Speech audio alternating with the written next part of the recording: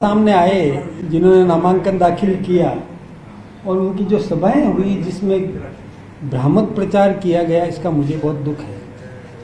मुझे इस बात की बहुत चिंता है कि वो एक रटी रटाई सी पहले से सोची समझी और वही बात दोहराते दोहराते उन्होंने लगभग 1.25 साल निकाला। हमेशा वो पर्ची पर्ची पर्ची, पता नहीं उनको रात को सपने में भी पर्ची दिखाई देती होगी। हर बार वो इसी प्रकार की बात करते हैं, जबकि हमारी सरकार ने जो विकास के काम किए वो न केवल अंता क्षेत्र की जनता अपितु पूरा राजस्थान और हिंदुस्तान भी जानता है कि वर्तमान हमारे भजनलाल जी की सरकार ने जो कुछ भी राजस्थान में काम किए वो सर्वविदित है, सभी जनता भी जानती है।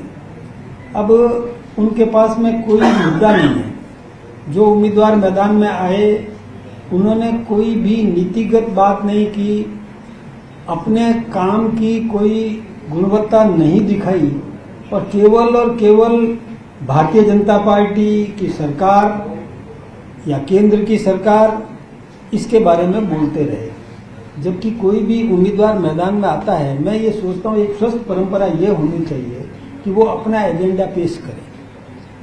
अपना एजेंडा यदि रखेंगे तो जनता को सही दिशा मिलेगी कोई भी निर्णय करने में। अब हमारे पूर्व मुख्यमंत्री आदरणीय गहलोत साहब ने भी वही बातें दोहराई, नेता प्रतिपक्ष जूली साहब ने या पूर्व उप मुख्यमंत्री सचिन पायलट जी ने अथवा सम्माननीय डोटासरा जी ने, सभी ने वही बातें दोहराई और इसी प्रकार का भ्रामक प्रचार करने का काम करते हैं। ये देखिए, राजनीति के अंदर अपनी बात रखना चाहिए, अपनी विशेषता क्या है।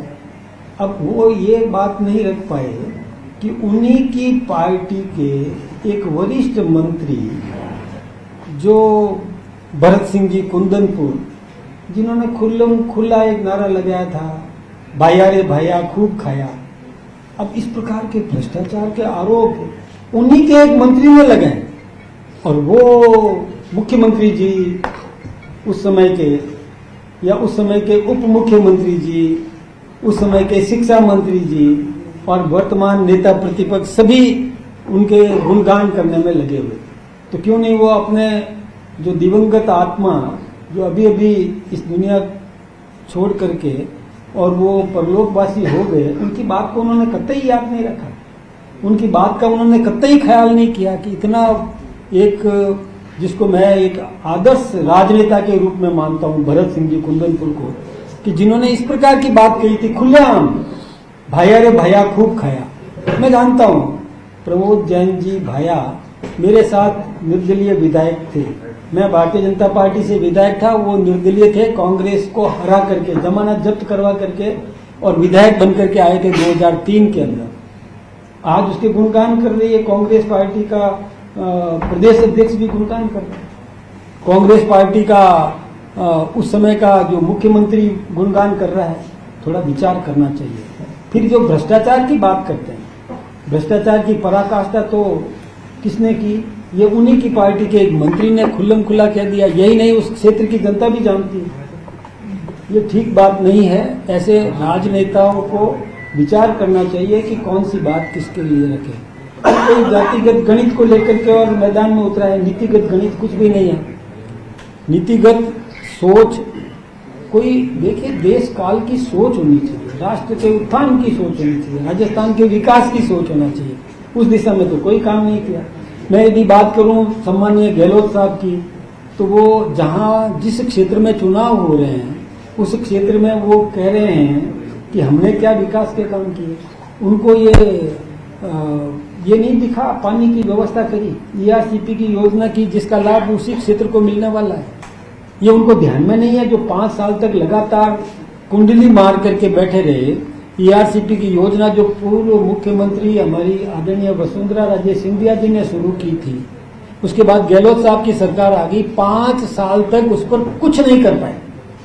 केंद्र के मंत्री गजेंद्र सिंह जी शेखावत बार बार बुलाते रहे कि आप अपना सेक्रेटरी तो भेज दीजिए, आपका मंत्री भेजो तो भेजो, नहीं तो सेक्रेटरी तो भेजो जो चर्चा करे, हम पानी दिलवाना चाहते हैं मध्य प्रदेश से।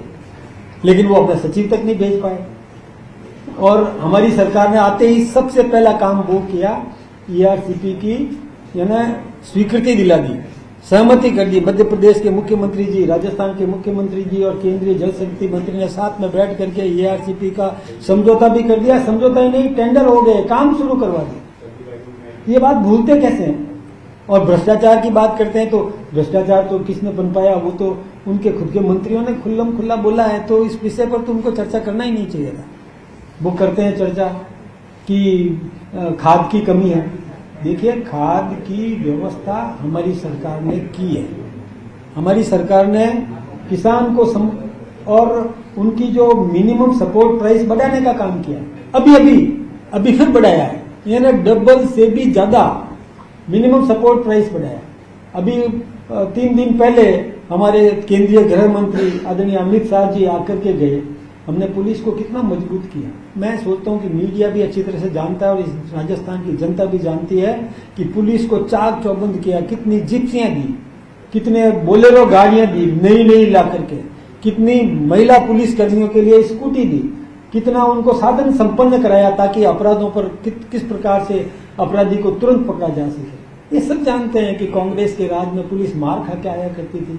हमारे समय में अपराधी तत्काल पकड़े जा रहे हैं। किसी भी अपराधी को बचने नहीं दिया, हमने तुरंत गिरफ्तार किया घटना घटित होते ही। अभी एक मुझे तो आश्चर्य हो रहा है, मुझे बहुत दुख भी है कि कल जो एक बस दुखांतिका हुई, मुझे इसका बहुत दुख है। लेकिन एक बात विचार करना चाहिए कि बस एयर कंडीशन बस के अंदर एयर वो जो उसका जो होता है वो लीक हो जाए और आग पकड़ जाए, इसमें सरकार की गलती है। क्या बात करते हैं, कुछ सोचो तो सही। ऐसी घटनाओं पर राजनीतिक स्टेटमेंट देने से पहले विचार करना चाहिए। थोड़ा मतलब संवेदनशीलता तो होना चाहिए। छिद्रान्वेषण करो, कमी निकालो, गलती हमारी है तो निकालो, हम सुधार करने के लिए तैयार खड़े हैं। लेकिन विषय वस्तु पर तो ध्यान देना चाहिए कि किस विषय पर चर्चा कर रहे हैं। ये दुखद घटना हुई, बहुत दुख है इस बात का, हम सबको बहुत दुख है। हमारे संवेदनशील मुख्यमंत्री रातों रात चले गए, 3:30 बजे यहाँ जयपुर लौट के आए, जब तक की सारी व्यवस्थाएं नहीं कर दी। क्या कैसे बातें करते हैं? हाँ, हमारी गलती है तो बताओ ना, उस पर तो कोई बात नहीं करते, अनर्गल बातें करते हैं। ये ठीक बात नहीं है। हमेशा किसी भी विषय पर कोई भी चर्चा करे, सकारात्मक विपक्ष की भूमिका निभाना चाहिए, लेकिन उनके पास में मुद्दे है ही नहीं। किसी भी मुद्दे पर वो चर्चा कर ही नहीं सकते। आपसी सिर फुटबॉल की बात तो उनके अंदर थी, कितनी वो आपस में एक दूसरे को नकारा निकम्मा कहते थे, ये सर्वविदित है।